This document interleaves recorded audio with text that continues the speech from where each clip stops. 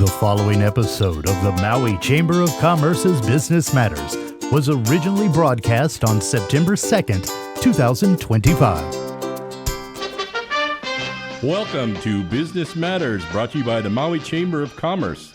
And now here's your host, the president of the Maui Chamber of Commerce, Pam Toompop. Good morning, Pam. Hey, good morning, Gary. How are you this morning? Very good. Actually took a day off yesterday. Hallelujah. Yay. Well, it was a holiday, so Yes. I'm glad. Yes. It's very rarely that I take even a holiday off, except for I Christmas. know. Well, radio never stops, right? Exactly. Oh, well, I hope you had a wonderful holiday. I did. Got to do some stuff around the house and, relax a little bit. Oh, that's fabulous. Well, I spent the weekend in Honolulu, and I went to a friend's birthday party, which was awesome, and then polo on Sunday, Wow. which was fantastic. So it was a great day in Honolulu. I'm new to polo. It was my second time going to a polo match, but a lot of fun. Those are fun, yes. I've been to a couple of them. Those are really fun. Yeah. Well, it was great. And thank you for all you do, Gary, for the show. We so appreciate you. Thank you. What the heck was that noise? I don't know. Something's going on in our background. But anyway, we'll begin the show and welcome everybody to Business Matters. I'm so thrilled to be with you this morning. We talked with economist Paul Brewbaker last week, and we are thrilled to have him back again to continue the conversation on economic impacts of tariffs and housing issues.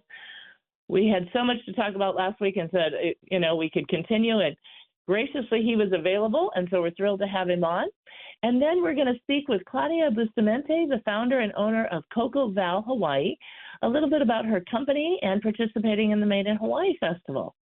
But returning is Paul Brewbaker, just to remind everybody about Paul's background. And for those who don't know, he is the principal of TZ Economics and one of Hawaii's most respected economists with decades of experience analyzing economic trends, market dynamics, and policy impacts. He's a graduate of Stanford University and did his graduate work at the University of Wisconsin and received his PhD in economics from the University of Hawaii. He is a member of the American Economic Association, the American Finance Association, and the National Association for Business Economics. He also previously served as the chief economist for Bank of Hawaii and has a deep understanding of the forces driving economic change in the islands. And it's always a pleasure to have him on. Good morning, Paul, and welcome back. Good morning, Pam. Aloha. Aloha. Well, we had a lively conversation last week, and one of the things we talked about was the effects of tariffs on the economy. And between then and now, the federal court has struck them down. And so we're just wanting to get your thoughts on this, on how will the markets react, and what can we expect in terms of what you think will happen next? Not sure about the political economy. The International Trade Court struck them down, and the appeals circuit took on the case and also denied the administration's position, which means it'll go to the U.S. Supreme Court, and never sure what's going to go on there. The basic principle is that it's Congress which is really vested with the power to impose and change taxes. Tariffs are a tax. They're a tax on imports.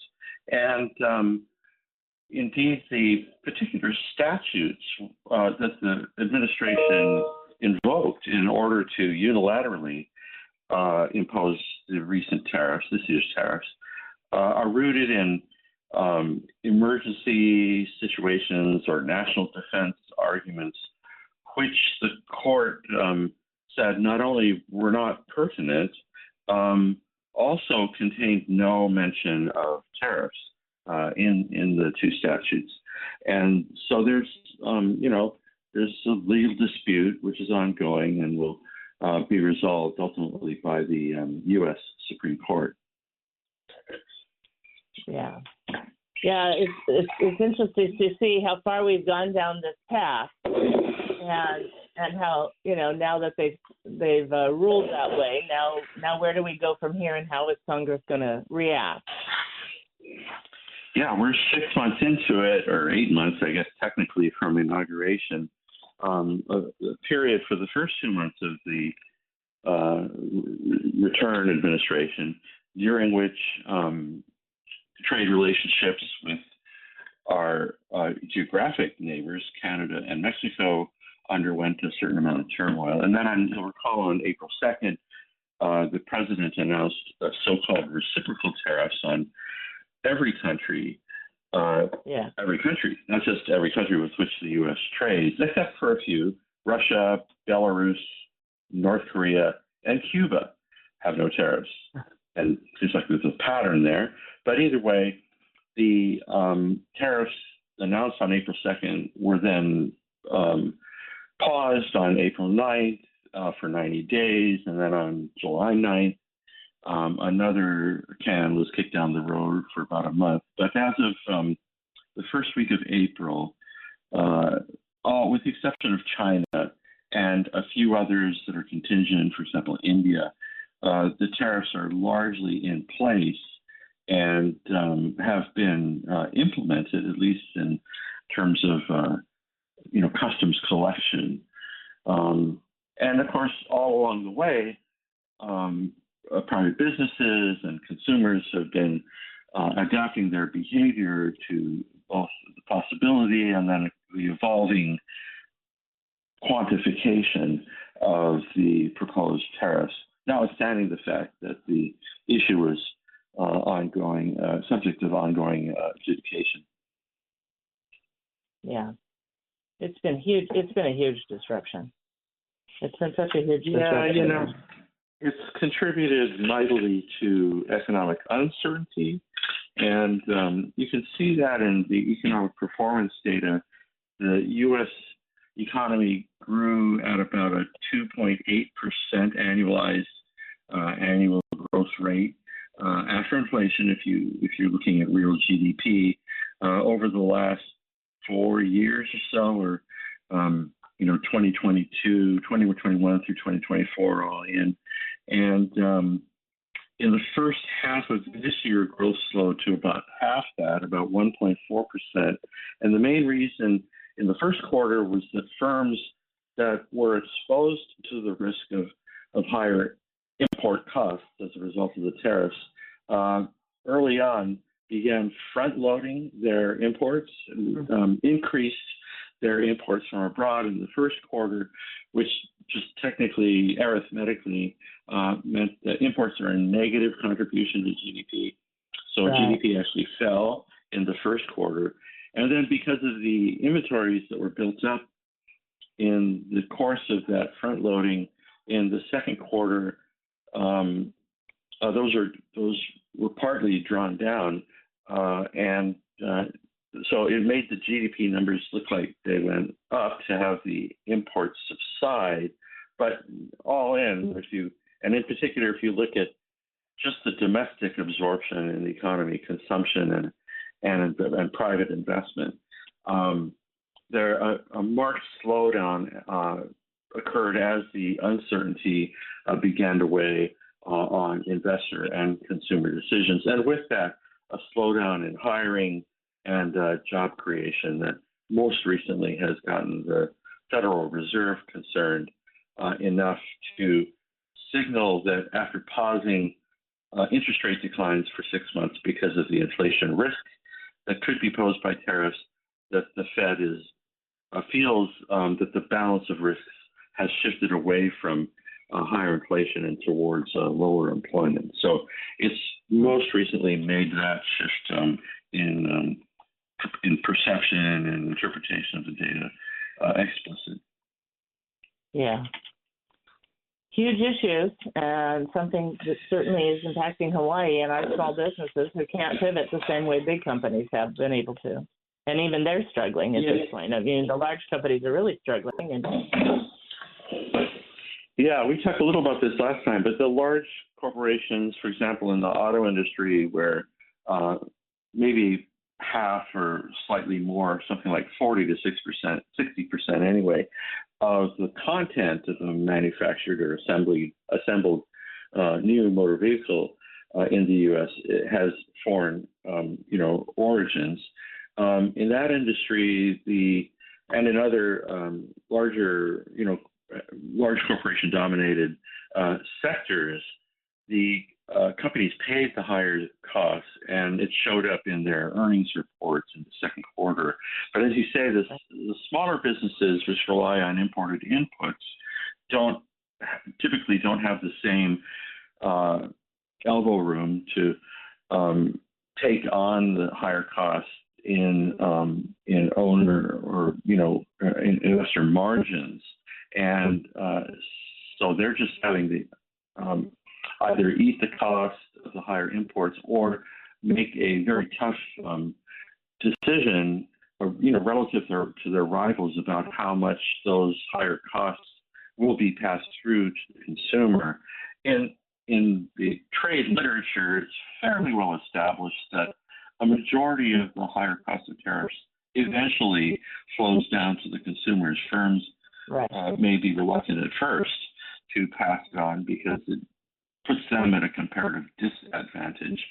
But eventually, the owners can't bear the costs, and consumers bear maybe 2/3 to 3/4 of the total burden of the higher tariffs. Yeah, that's amazing. It's a shocking time to see it. We talked a lot about this last week, and folks, you should, if this is of interest to you, tune into our podcast. We have a podcast on Spotify, and the recording is up on YouTube on the Chambers channel. So definitely look, because we had a lot of conversation about this, and it's a big issue. So it's going to be interesting to see now how this plays out in the court. We also talked last week, that there's so many things that people don't understand about housing, and so I wanted to have you review. We were talking about the STRs, and we were talking about housing, and there were so many things that we talked about that people don't really understand about housing. Some of those included urban sprawl and how that's a big issue in our economy, and some of those included. Well, we'll get into some of the false arguments later, but if you could talk about, what are the key things that you think people don't really understand about housing, and then maybe we could talk a little bit about urban sprawl. The basic problem that I see Maui attempting to confront, it's obviously a political issue, and clearly in the last few years, people have been more passionate about these issues, perhaps, than in the past. But the basic issue is that Maui really hasn't built enough housing in the last 40 years, maybe certainly in the course of this century, has not been building enough relative both to the size and growth of the population, although that's stopped. The population on Maui essentially has stopped growing, but also relative to the composition, the age distribution of the population, and the character of the workforce itself. You have to remember 50 years ago, 60% of all households comprised married families with children. And today, that's only 25%. And 60 years ago, about an equal proportion, maybe a quarter of households, I'm going to get these numbers wrong, comprised individuals living alone. And today, and that proportion has doubled. I'm getting the proportions slightly off. But the point is that not only are there more people living alone by choice, it's partly because the age distribution of the population has shifted. So we had maybe 15 persons of working age in the population at the time of statehood for each person 65 and older, and today there are 2 or 3.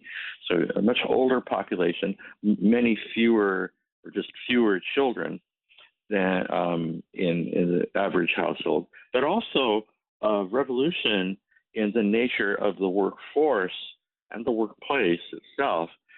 in which labor force participation by women increased from about 40% of working age women at the time of statehood to about 65 to 70% today. And as a result of that, participation in the workforce, more economic independence. So both because women are able to be independent of family or household structure in which they were more dependent, but also because the average age of the population has risen, and because people like to live on their own if possible. The demand for, and of course, the more, the openness of the economy. Maui at the time of statehood was actually a polity or a population that had been shrinking for 40 years as the plantation industries mechanized and became less reliant on physical labor and more capital intensive. So the population of Maui had shrunk for 40 years, and then that changed with commercial passenger jet aviation and the emergence of Maui's primary export, which is tourism, currently almost 30% of Maui GDP. And so an influx of persons, but which has stopped. I mean, the population is stagnant once again on that. But in addition, an increase in mobility, which since the pandemic has taken another step upward because of remote work and vagabond workers. So all of these factors on the demand side of the market were evolving and moving inexorably in a direction of more housing units per capita needed on the demand side. On the supply side of the market, however, things went in the opposite direction. So in the first 2 decades of statehood in the 70s and 60s, 70s, and maybe into the mid-1980s or early 1980s, there were 24 new housing units authorized per 1,000 residents each year back in the day. And today, for the last 15 or 18 years, the average has been about 4 units per 1,000 residents. So you normalize by dividing by the population, and instead of per capita, we'll do per 1,000 residents. Maui's gone from 24 to 4.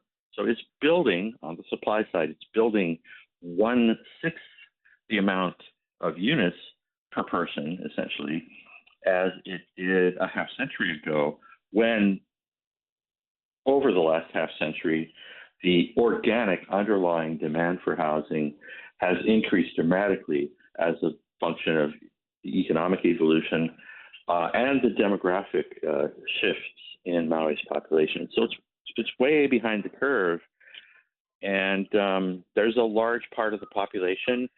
Indeed, I would informally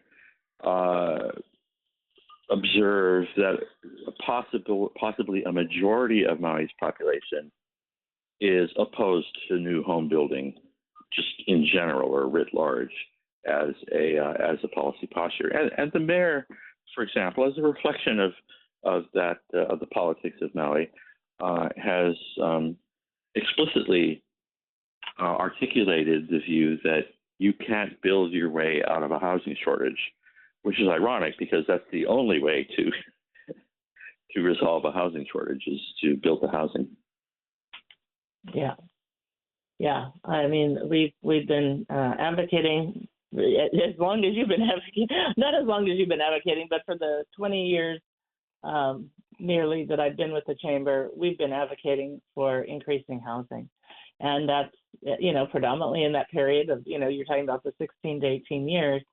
That's been in that period where, as you said, we've dropped off building the way we used to build, and it's been a huge crisis. It's created a huge crisis, and we have to build our way out of it because there's so much demand for housing, and the lack of it is really changing our community in very challenging ways because people are screaming for housing and it's not getting built, and we need policy to keep up with the changing times. You also mentioned in this kind of arena that, and we often talk about when it comes to housing, we talk about, the challenges and how the county has looked at housing, how, there is, we've got urban sprawl, infrastructure is so critical to housing and also a very expensive piece of housing, which they often, instead of developing it at the local or state level, it gets put onto the developments, which raises the cost of housing in the developments. And so then people say, well, these developments are not affordable. Can you tell us a little bit about, this problem with urban sprawl and how it's a problem in building housing and how it's a problem for our economy?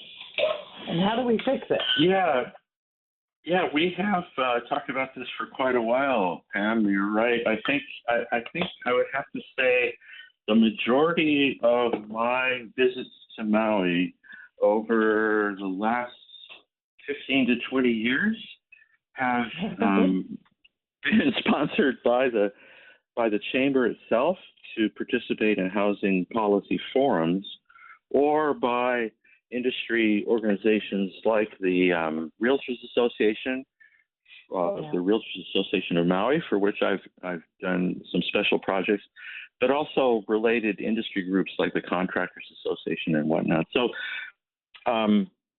I can't say I'm an expert in the sense that I've actually had to learn housing economics over the last 40 years, but it is not something I studied in college in the Cretaceous era when I was in college.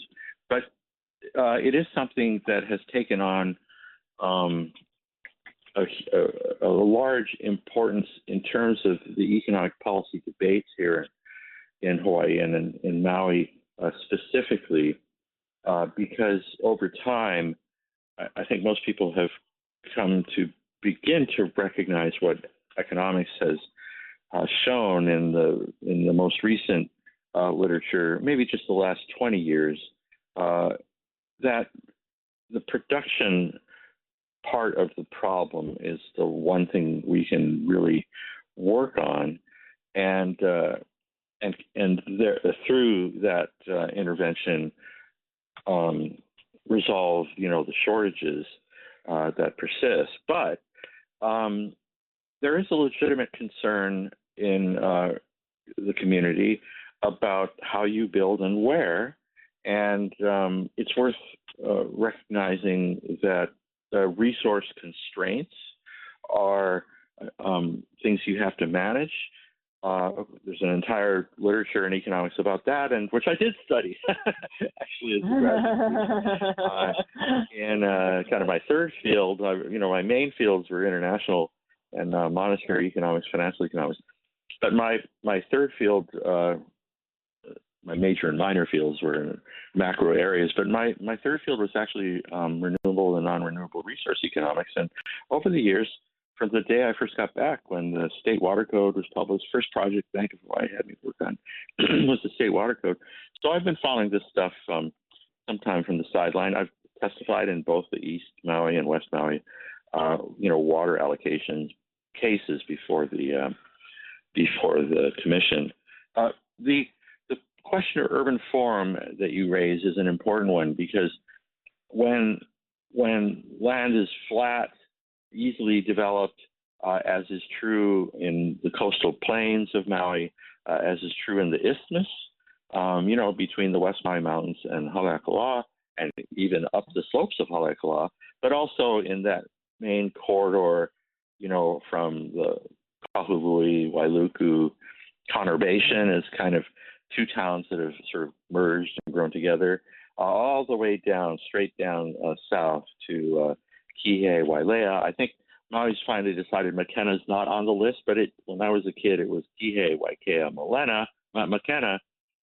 If you think of, Kailua Kaneohe or Nanakuli Waianae or Ainahaina Hawaii, Ainahaina Kuli'o Hawaii on Oahu, the Kihei, Wailea, Makena conurbation, when it was laid out in the 60s and 70s, was designed to be an urban agglomeration in which the resorts further south that were developed as one of the two main destinations on Maui. Right, we built ghettos in Hawaii in which to house the tourists. Unlike, say, if you go to Paris, where if you stay in a hotel in Paris, you could stay in any one of 30 arrondissements, depending on which faubourg, right, which neighborhood you want to stay in. Or if you go to Manhattan, or if you go to basically any other city in the world. But in Hawaii, we developed destination resorts, which are basically ghettos. I mean, we use exclusionary zoning. That we don't build a wall around them, but we could. And Kihei, Makena, Wailea, which has devolved to Kihei, Wailea, because Makena is like not a thing, that faces sort of the classic problem that is also observed in West Maui, which is that the land that is put to use for low stay length, high turnover, high frequency lodging tends to have a higher value than the land dedicated to habitation of longer durations and housing. And indeed, we sort of dichotomize between the two as if they're binary, housing and lodging, but really they're ends of a continuum, of a spectrum, in which durations may vary. We get into all these debates about, is a short-term rental 30 days? Is it 90 days? Is it 17 days and 6 hours and 45 minutes, or is that 46 minutes? And it's just kind of false debates, as I say, because they're not dichotomous. Because Mary and Joseph stayed in the manger when there was no room for them at the inn. I mean, we've always been adapting to varying occupancy or duration, lengths of stay and durations. And now we live in a time where, because a quarter of the workforce can work remotely, they can move around quite a bit. And so the nature of the urban environment itself has been the subject of a lot of debate, and our reliance on a certain technology, on motor vehicular, and say distributed transportation technology, where everybody has their own vehicle, has clearly in the last century specifically shaped the nature of urban form. Well, a lot of Maui residents, both because they're concerned about the resource endowment, and sustainability, and carrying capacity on the one hand, and because they're concerned about some of the spillovers, like congestion and environmental degradation, right? Impairing the natural resource endowment, have gravitated towards a policy posture that impedes the production of lodging and housing. And in fact, if you look at Maui's lodging inventory, traditional lodging, hotel rooms, condos, timeshares, if timeshares are even traditional, those inventory numbers haven't changed in 35 years. In fact, actually, the number of hotel rooms, condos, and timeshare units, and bed and breakfasts, and hostel units have decreased between 1990 and 2025, or 2024, and obviously they increased dramatically in the post-war era between, say, 1950 and 1990. So we grew the lodging inventory rapidly, designated destinations in West and South Maui specifically, in which for the lodging inventory to be concentrated, grew them very rapidly for 40 years, and then just switched the light off for the last 40 years, while those other pressures and changes in the economic fundamentals have increased the demand for that type of habitation. And it's important for the lodging inventory to be utilized efficiently. So, for example, to have 75% utilization is better than to have 55% utilization on average and waste space, literally. But in terms of housing, we've also restricted the volume, as we talked about earlier, from 24 units per thousand persons in the first quarter century after statehood to 4.1 or 4.2 authorized by building permit new housing units per thousand residents in the last 15 to 20 or 25 years. There are sort of two phases. There's the phase after 2007 where Maui imposed a 50% affordable housing inclusionary zoning requirement on new building, which crushed home building to the 4.1% I mentioned a second ago. And then once that was relieved, and I'm doing air quotes here on my end of the phone, because moving from 50% back to 25% affordable housing requirements for large developments, which, by the way, aren't an imposition on wealthy investors who are building individual housing units, but even the reduction of those inclusionary zoning requirements did not increase home building materially, and the number went from 4.1 to 4.2 units per person, per thousand persons, subsequently. So we have a problem with the sheer volume not being adequate, but we've also had a problem with confronting, the management issues, the interface of the urban and rural and agricultural land uses that has yet really to be creatively resolved, so that both managing the endowment as well as enabling the home building can coexist, and it's going to take active and credible management for that to happen. Which brings us to the urban form that you asked about originally. There's a long-winded way of getting to the point that you really have to build a more dense urban form than we've seen on Maui, and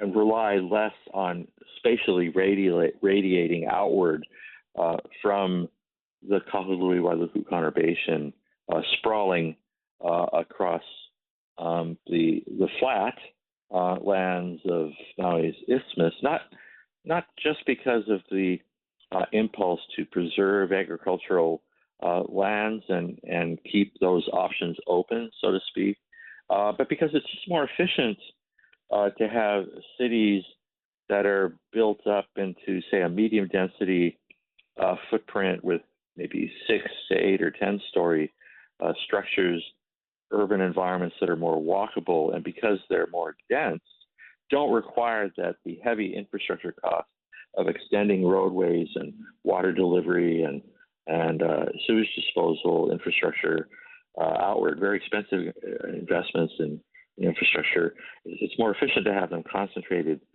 within a well-designed urban form, and in which people are interacting in smaller spaces. I mean, that's literally why we have. If you look at the resort areas, they all have structures that are, say, 10 stories high, and it's more efficient to create a market where you just go downstairs and the food service establishments or the retail establishments or the recreational establishments that you want to take advantage of are in situ, are literally in the building, or are in the resort, or down the beach, so to speak, or a walk through town, if you will. And these are the same kinds of principles that I think the city or the county and Maui's people are rightly confronting as they think about the future of Lahaina. My only hope there would be that the rights of private property owners are also respected, because it is their property. But questions of urban form, I think, are really important now as we find ourselves. We're a quarter into the 21st century, and we're still sort of thinking of urban form as if it was the 1950s, and we've just got a new car and we can go live in the suburbs. That really isn't going to work, particularly if Maui can't really afford to have a public transportation system that has to move people all the way from Kahului, Wailuku down to South Maui, or move them all the way over to West Maui. I mean, a public transit system is going to have to do that because the resort areas are employment nodes, right? They're concentrations of employment. But this problem of land valuation means that the resort areas will always be expensive, and that sort of pecuniary externality, if you will, the bidding upward of land values is going to extend, for example, from Wailea to Makena in a way that from Wailea to Kihei in a way that it doesn't extend as far across the isthmus. I mean, these are more amateur observations, to be sure. But I have to say I'm disappointed that when I listen to county planners and I listen to county councils confront these questions, and I've been around for a while. I've had lots of conversations, particularly with county councils and mayors. I don't sense that this is what they're talking about. You know, my bumper sticker is instead of "Keep the Country Country," and I'm fine with that. My bumper sticker is "Make the City City." I mean, the way you keep the country country is you make the city city, and what Maui's been trying to do is make the city country. Yeah, good point. Love that, and the great understanding of that. That was a great explanation. Last thing, we were talking about the Maui market, and you've been sharing, about, again, urban sprawl and how we look at addressing that. But you also mentioned when it comes to housing, there are some fake arguments and there's some false arguments.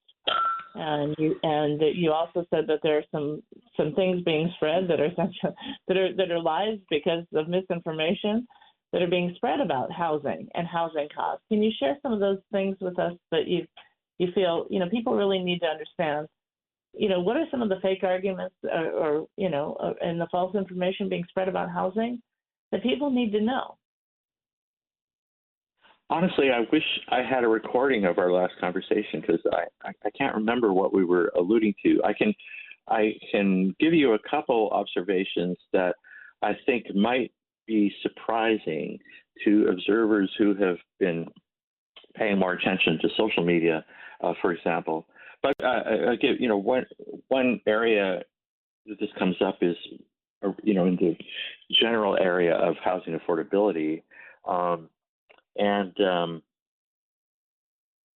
So if you, honestly, I haven't actually looked at the Maui data lately. I just did this for the Oahu data the other day. And if you look at affordability, there is, I don't think it's as much like falsehood or misinformation per se that's a problem, but I think that there's a tendency to benchmark the standards that are unlikely to be relevant. And so to give it a concrete example, no pun intended, but there's this tendency to idealize housing costs as 30% of income, like 30% of income. That's like, and if you live in most of rural America, which geographically means most of America, if you live in most of America, so to speak, this idea that housing should cost no more than 30% of your income is validated because housing's cheap because there's lots of land. And okay, well, let's start with the premise. There's not a lot of land in the Hawaiian Islands. I mean, there is a lot if you think about how much land is urbanized. So of 4 million acres in Hawaii, 2 million are in the agricultural district and 2 million are in the conservation district. So let's say we want to conserve the conservation land. Well, that's 2 million. And we want to preserve the agricultural land. We want to keep our options open. Fine. That's another 2 million. That's pretty much it. I mean, I think it's 4.2 million. So now we have 200,000 acres out of the 4 million. What is that? 5%? 5% of the total. Like 95% of the total land area is agriculture and conservation land. And then 5% is all the urban area in all of the state, and most of that is Honolulu. So when you get down to the neighbor islands, the amount of land that's urbanized is, a small portion of a smaller proportion. And this is why I suggested a second ago, we really should be talking about urban form as opposed to creating more urban land. But we could double the amount of urban land, and 90% of the land in Hawaii would still be agricultural or conservation. I'm arguing for using the existing urban footprint more efficiently. And if you do that, it does mean that you have to go to higher density. But I think what people don't understand as well is that this 30% rule is one, as I say, you observe across the rest of the country. It's one that, federal housing policy implementing agencies tend to adopt. And sure, if this were Georgia, if this were Texas, if this were even Ohio and Illinois, Iowa, that would be an interesting, right? You can radially expand across the prairie in a lot of these places, and you could radially expand across the isthmus. I mean, you could urbanize the entire isthmus from Kahului to Kihei, and plenty of the rest of Maui would be left over. But I don't think it's going to ever get you to this rule of thumb of 30% of income. 30% of income is where housing affordability on Oahu gets when it's at its best. So once a long cycle, if you look at the cycles in housing valuations, once a cycle, you're going to get to 30% at the good part of the cycle. At the bad part of the cycle, it's 60%. And we spend most of our lives living between those two ends of the spectrum. If you look at the way mortgage lending works, the ratios go up at least to 40%, and very often will get pushed to 41 or 42%. Now, the reason we punch through those thresholds, and if you look at median income and median home prices and the average 30-year fixed rate mortgage rate, which is the elements, the ingredients of the recipe, 3 ingredients that we put together and make into the housing affordability secret sauce. The thing that's gone up the most and blown up the affordability calculation or concoction are the interest rates. It's the mortgage interest rates. We had a little bit of a surge in home prices, but nothing like we saw in the subprime bubble of the early 2000s, or in the Japan bubble of the late 1980s, early 90s, or in the inflation-ridden,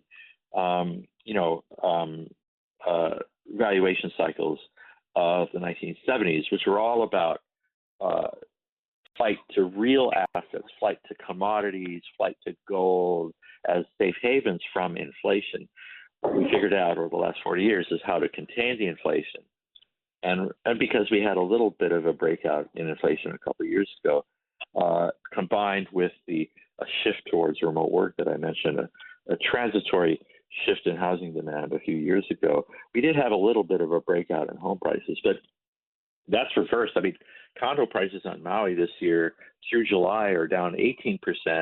And if you look at the average price of a condo in July itself, it was down 40%. So we're looking at price declines in the condo space of 20 to 40% essentially in the last 12 months. And that was the expectation in a recent academic study, the Uhura study of the short-term rental issue, is what might be a consequence of what's called Bill 9. So these myths about, you may get to 30%, but the reality for Hawaii is that it's going to be more expensive. It always has been. Part of the reason is the geography, the fact that you can't drive to the next county. The state's not contiguous. It's not contiguous with respect to the rest of the country, but it's not even contiguous within its own 4 county jurisdictions. And those structural factors as well as the economic structural factors to which I alluded earlier. The role of tourism. It's just not going to be cheap land. I mean, if we concentrated in heavily polluting manufacturing industry that degraded the water quality and poisoned the residents, like a lot of the places that are inexpensive to live on the mainland, yeah, maybe we'd have lower housing costs. But I don't think people want to go that route. So the problem of affordability is full of these myths about what's feasible. I mean, it's an aspiration, to be sure, to get to an average ratio of housing costs to income of 30%. But I can't say in my life that I've ever lived where it was much less than 50%. And man, it's never been 30%. Trust me on that.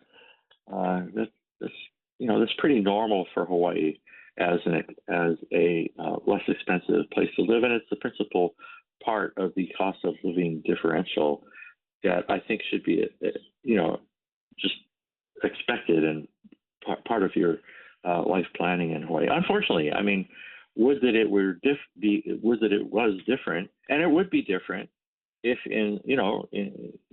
instead of 4 units per 1,000 residents, Maui for the last 20 years or for the last 40 years had been building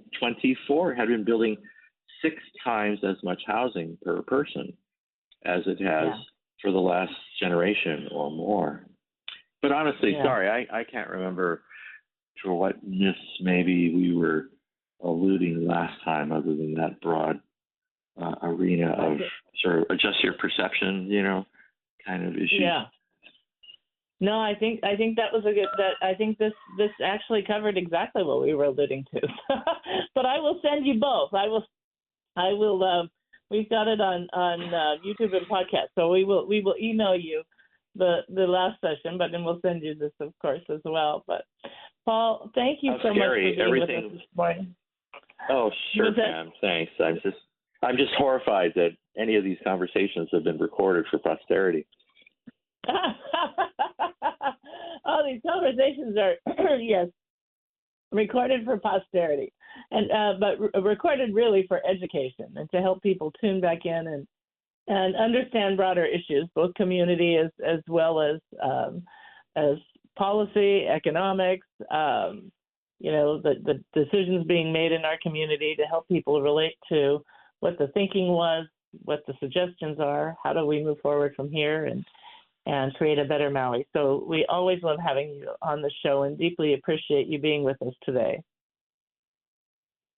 Thanks, Pam. Yeah, I think if people can start thinking about how we do it rather than whether we do it, it'll be a lot more constructive. And again, no pun intended, but you can build your way out of it. The question is, how do you build it?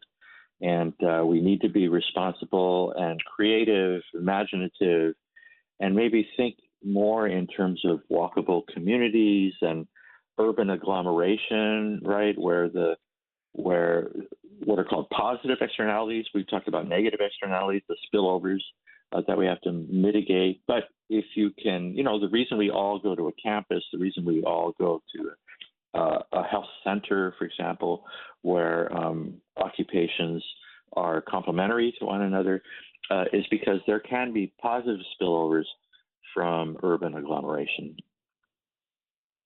Yeah, I that's absolutely true. And I think, I'm really glad that you talked about this 30%, because when we use these the HUD statistics for housing, first of all, relating it to where it's 30% and why it works there, we never hear those conversations.